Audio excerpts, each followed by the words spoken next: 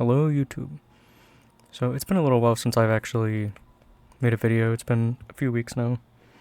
I've had a kind of a rough go of it the last month, but I'm looking forward to making some new videos soon. So let's get into the story today. My neighbor used to peek at me over her fence when I was little. Her fence is 10 foot tall. I didn't realize my new customer used to be my neighbor until I pulled into her driveway. The street name had sounded vaguely familiar when I had first read it. A few landmarks on the drive over had sparked something in me. Nothing solid though, just a prickling sense of recognition I couldn't place. It only clicked when I actually saw my old childhood home sitting right beside my customer's property. I know it's strange that it took me that long, that I hadn't recognized anything when I put the address into Google Maps, but my uncle moved me out of this quiet neighborhood when I was 6. I barely remembered anything about living on the street, or in that house. My girlfriend Ellie said that wasn't quite normal, told me gently that it was probably my brain blocking things out on purpose. I sat gripping the steering wheel long after I'd parked, staring at my childhood home. It backed onto a large woodland area, tall trees looming far above the roof. The bungalow itself looked abandoned, shattered windows, empty bottles scattered across the yard, dead yellow grass. Clearly no one had lived here in a long time. A heavy pressure settled in my chest. For a moment I considered leaving. But I'd only started my lawn mowing business a few months ago. I needed the money. This woman was only my 3rd customer so far. She hadn't called like the others, she'd emailed instead. I'm interested in your service. Every week Sunday? I replied that Sundays were fine, and asked for the address. She sent it, followed by another message. Door left open Sundays. Money on table.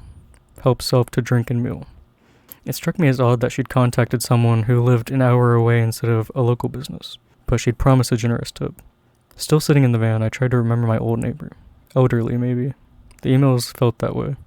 But when I searched my memory for her face, I came up blank. Just another thing lost to my strange childhood amnesia.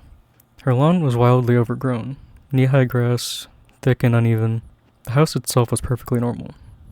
A neat 2-story place with a front porch, well kept enough that the state of the yard felt odd.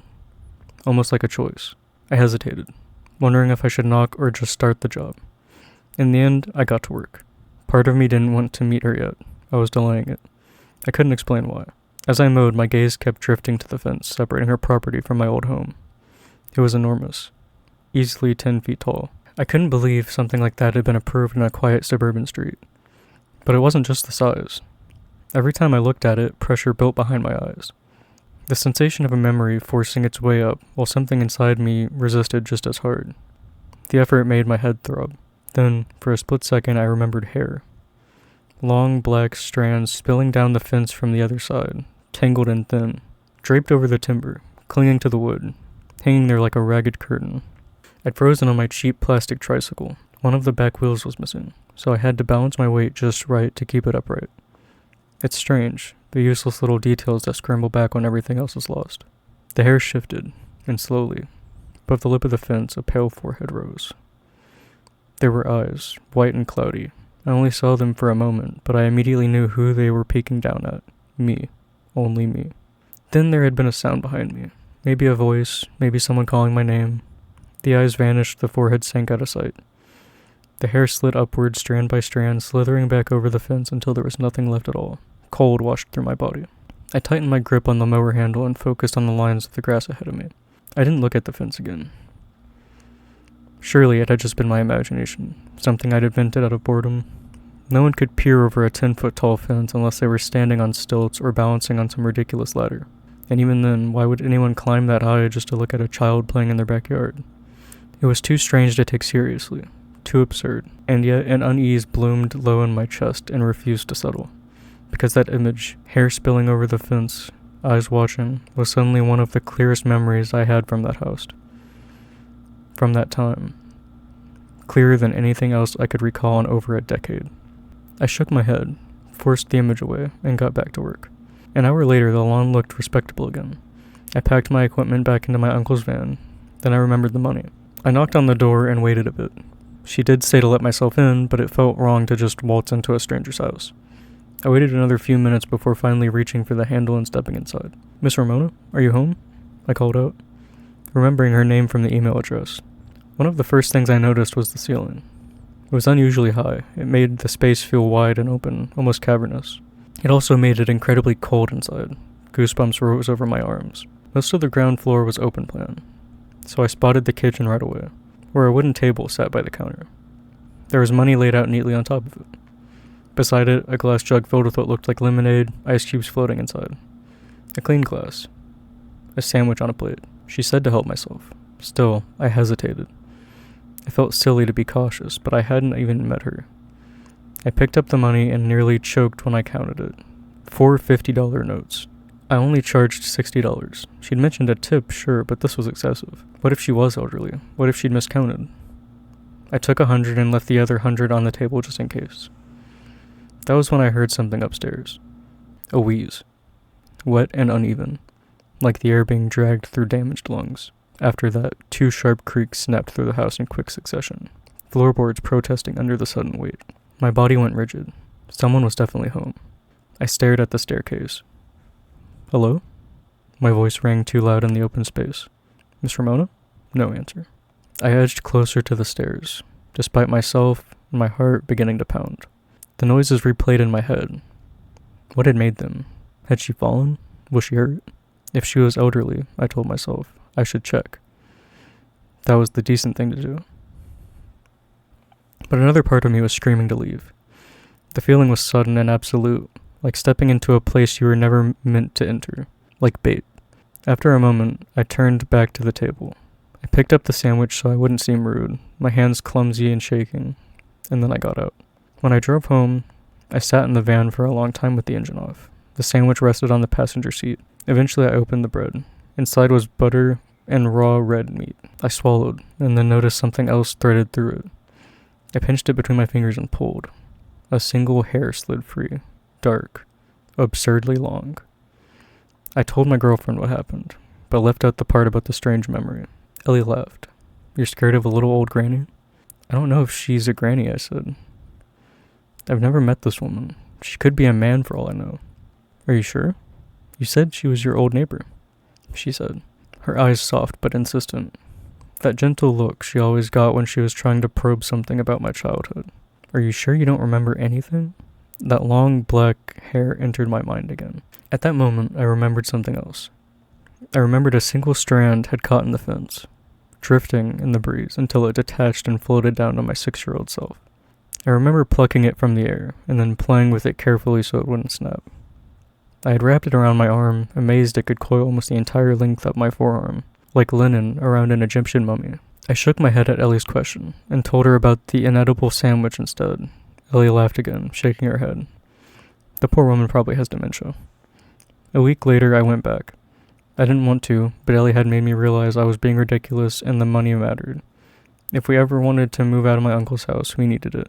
My stomach churned the whole drive. Before I even started the mower, my eyes went to the fence again. I remembered long, curling fingers reaching over the top, and once more I remembered seeing a half face peering down at me, just eyes on a forehead visible above the timber watching. I reluctantly went inside to collect my payment. This time she had left $300 on the table. Beside it, a note, the handwriting thin and spidery. Take all money. Why no drink? My gaze drifted to the jug of lemonade. I filled a glass, intending to pour half of it down the sink to make it look like I'd had some. Instead, for some reason I couldn't explain, I took a small sip. It was cold, sweet, good. After that, the memories returned, stronger than ever. I had a dream that night. A dream about food being thrown over an enormous fence. Sometimes it was a roast chicken, still warm inside a plastic bag, juices sloshing against the sides. Other times, it was a whole chicken, raw, feathers still clinging to pale skin. Sometimes it was fresh fruit cracked in a plastic container. Other times it was rotting apples and a thick slab of heavy red meat. I remembered the hunger. I remembered setting up a blanket over the bushes beside the fence. A small hidden nest where I could crouch and store what I was given. I remembered eating like an animal, devouring whatever was edible before anyone could find me. I remembered my scalp itching constantly. Lice. Multiplying, biting, crawling, with no one bothering to stop them. A whole kingdom of parasites living freely in my hair.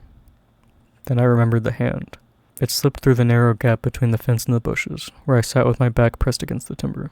Rustling the spindly branches, the hand was enormous, but gentle. One long finger brushed the tangled hair out of my face. The itching faded. I stared up and saw nothing but the endless length of a thin, gray arm disappearing over the fence. I remembered wrapping my small hands around that enormous finger and holding it tight, crying into it. Then I remembered an angry voice coming from somewhere. The finger wriggled gently until I released it, and then the hand vanished. The arm withdrew. When I looked back up, only a faint whisper of dark hair was visible above the fence line. Someone tore the blanket away from my hiding place. They yelled, screamed in disgust. I was sitting on a hoard of food. A lot of it was rotting. There were flies. There were maggots. Hands grabbed my arms and dragged me out of the bushes and away from the massive fence so hard I thought the bone would snap. Stop, I screamed. The third time I went back to mow Ramona's lawn, I did not hesitate. Something had begun to clarify itself inside me, like an image slowly coming into focus. And I knew I needed to speak with her. Ramona, finally. I didn't know if the memories were wholly real, but pieces were fitting together now, clicking into place with a quiet inevitability. I felt closer to the truth than I had ever before, and instead of making my head ache, it planted something determined inside me, something that refused to be quiet any longer. I thought maybe my neighbor had been a sweet old granny who babysat me sometimes. Maybe she fed me. Maybe she took care of me. Maybe she read me stories. Maybe this was the only way my memories were able to return, disguised as something else. Something not quite real, but threaded through with the truth. As I started the lawnmower this time, I didn't look away from the fence. I remembered the humming, a low, steady hum, as I lay hidden in the bushes beside the fence. The yelling in the house always softened when I listened to her hums. I remember being lifted so high I could see over the roof of my house. I remembered being placed on a sturdy tree branch in the forest and being given a dead fox. I remember biting into the furry flesh, feeling warm blood dribble down my cheeks. I remembered sitting in a cocoon of warmth, high above the ground, watching the stars blink into existence. I remembered running to my hiding place between the fence and the bushes, shaking, starving, sick with fear. I remembered someone chasing me. "Henry, you have to get back here now, you little shit," she screamed. She caught my arm and wrenched me around. "Mommy, stop," I sobbed. "Don't hurt me again." I remembered my mother freezing. Then I remembered something brushing the back of my neck, light and familiar, like strands of hair. My mother gasped, staring at something above us. Terror carved into her face. I looked up. Then the fingers came. They wrapped around my mother's body and lifted her up, up, up. She was screaming as she went, so I called out, "It's okay, Mommy. She's just taking you to see the stars." There was a deafening crunch, and her screaming stopped. I saw something fly across the sky like a meteor, disappearing into the forest. Hands closed around me. They were so warm when they lifted me. Gentle, careful, cocooning me as I shook and clung to the heat. I rose high enough to see over the roof of my house, just like all those other times. I finally remembered seeing her face. The image was clear now, unblurred, impossible to look away from. She was pale and gaunt. Her lips stretched too wide across her skull. But her eyes, they were dark, but they were warm. "Did Mommy like seeing the stars?" I asked her. She hummed. My hands shook. I didn't turn the lawnmower off. I walked towards her house on numb legs, the sound of the engine fading into something distant, barely there. The front door was open, as it always was. I climbed the staircase slowly. A low groan echoed from above, stretching and deepening as I went. The upper floor was completely open plan, wide and sloping, like an expensive attic, and laid out across it was a very tall woman. Her skin was a shade closer to gray. Her face had weathered features of someone much older than me. Her limbs were long and spindly. She laid on her side, on a soft floor mat that covered nearly every inch of the space. Her body folded carefully, purposefully, as if she had made herself smaller for me. Her eyes found mine the moment I stepped inside. I dropped to my knees and sobbed before I could stop myself. Terror and grief and everything I had buried for so long rushed through me all at once, crushing and merciless. Fingers reached out, impossibly large, wrapping around me and drawing me gently toward her. I was pulled into warmth, deep and steady, and my shivering slowly began to ease. "You killed her," I sobbed. "You killed her, didn't you?" She hummed softly. "Why? Why did you do that?" I said, the words breaking apart as they left me. She brushed my hair back. My cries thinned into small broken whimpers. "Why didn't she care about me?" I whispered. "Why did she let me starve? Why did she hurt me? I was just a little kid." Her warmth held. Her breathing stayed low and even. I fell asleep. When I woke up, I was in a bed. Across from me, seated in an armchair, was a little old lady. Her eyes were distant, as if her eyes had wandered somewhere far away and hadn't found its way back. Still, they stayed on me, steady and patient. We were still upstairs. The massive mat laid stretched out across the floor, unchanged. The bed had been tucked into a small corner of the room, like it had been put there for me. "Who are you?" I asked. "What was that then?" She didn't answer. Instead, her gaze drifted to something beside me. I followed it and saw a folded note resting on the mattress. I picked it up with shaking hands. I cursed with sighs and hunger. But I protect. Sweet little boy, cold and hungry. I carry you to the stars, where she not reach. Lost myself when I took her, but she not hurt you anymore. Forgive me, please. When I drove home, I finally asked my uncle to tell me the truth. I'd always known something horrible happened to my mother, but there were details surrounding the event that deep down I think I never wanted to learn. But I felt stronger now. I was ready. He showed me the pictures first. They were of me as a little boy. My hair was long and scraggly. I wore dirty clothes that were torn at the seams. My body was mapped with bruises and cuts and burn marks. There wasn't much to know in the end, except the fact that my mother was a monster. And when she was found in the woods one day, half-eaten, a case that would quickly be declared as an animal attack, people called it karma, after they learned what she did to me. I continued to visit Ramona. I brushed her hair and cared for her when she was a little old granny. I laid down and listened to her hums when she was something else. I wrote all of this down because, unlike my mother, Ramona deserves to be remembered. I could never tell anyone about her. They would have hurt her, or killed her. But I need someone to know. Ramona may have been a beast, but it wasn't her fault. Even when she lost control, it all came down to an instinct to protect. When she was dying, I fell asleep holding her large hand. And when I woke up, there was nothing. She was gone. Even though she doesn't live there anymore, even though the house is no longer occupied, I still go back to mow her lawn. And sometimes when the lawn is done, I linger until the night swallows the sky. When I focus on the constellations, it almost feels like I'm rising, slowly, above the roof of the house. That was a great story. That was awesome. I'm gonna make sure to leave the link to the actual Reddit story down in the description, and the name of the creator in the description as well. And I hope y'all enjoyed this kind of video. I've never done anything like this. This is my first time narrating a story, and probably honestly my first time reading out loud since like popcorn reading in elementary school. But this was really fun, and I really want to do this again. So let me know if there's any other stories y'all would like me to read or narrate on the channel. And I hope you enjoyed the video.